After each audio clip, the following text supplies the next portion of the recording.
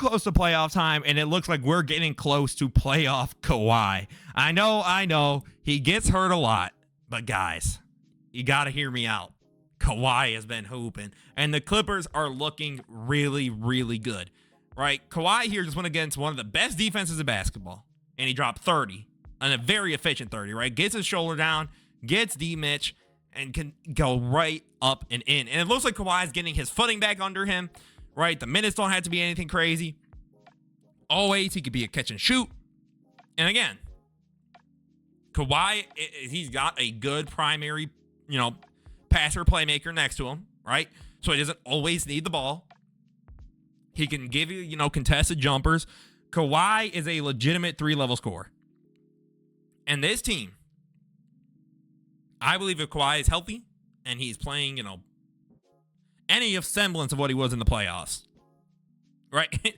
Even here, he's able to get, he breaks down his man and just Dean Wade, and he just can step right next to him, right? Kawhi is able to just break down this team.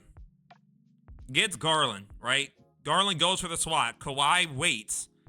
Garland loses track of where Kawhi's going, and he's able to again.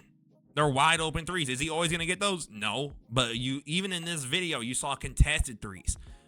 Kawhi Leonard is starting to get into form, and that is dangerous for any team in the league. And now he gets Strus on his hip, right? And of course, the midi game is always going to be good. Like, him and KD are 2-player, and DeMar DeRozan are like, when they get into a midi, I look at them shoot it, and I'm like, yeah, it's going in. That's nice. And again, gets D-Mitch on him.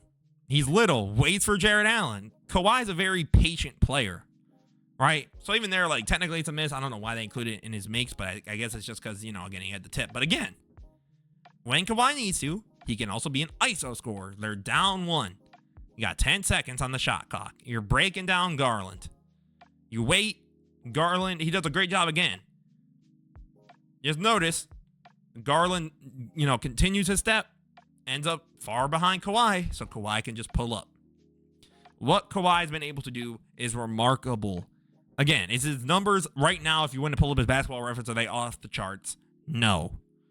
But Kawhi, when he is playing, is a model of consistency in this league. And I think as long as him and Harden can remain healthy in the playoffs, and Kawhi is able to give you 27 to 28 that he can in the playoffs, this team is dangerous because they can play legitimate defense. They've got a good enough big.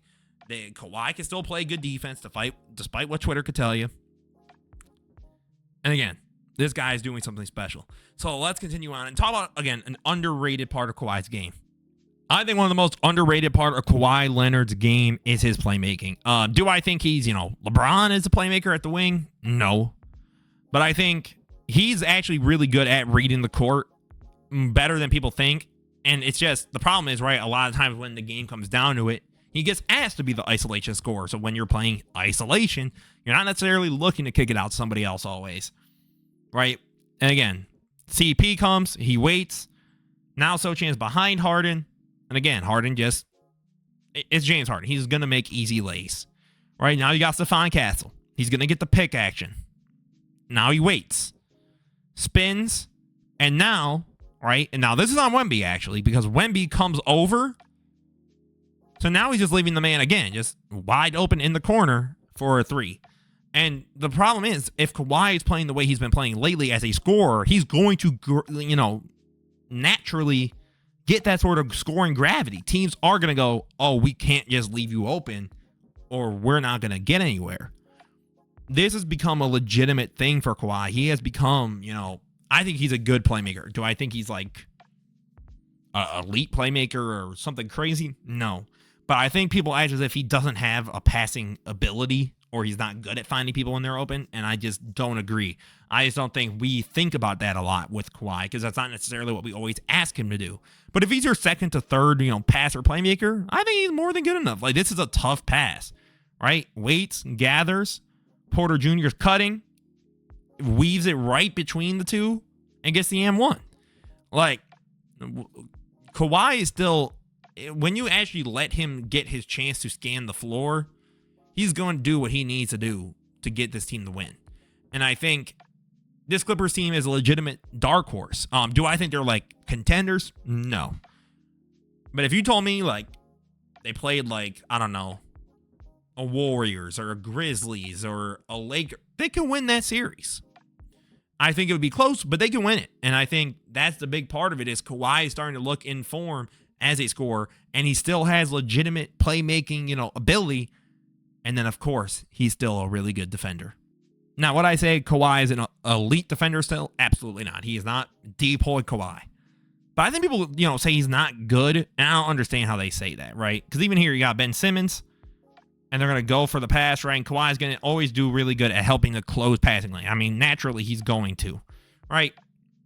But I think Kawhi's always still been a really good defender. Like, I still think he's one of the better defenders you can have. Now, can he do it consistently? No. But this is a great play here, right? So, Okongwu is going to try and set the screen. Kawhi already makes, the screen a little tougher for Okongwu because he knows, guys like Dyson and Trey love that. And again, Kawhi has the athletic ability in the hands to just swat away the passing lane. So if Kawhi is giving you consistent offense, which I think most people, the biggest concern has always been his health, right? You got guys like Stephen A.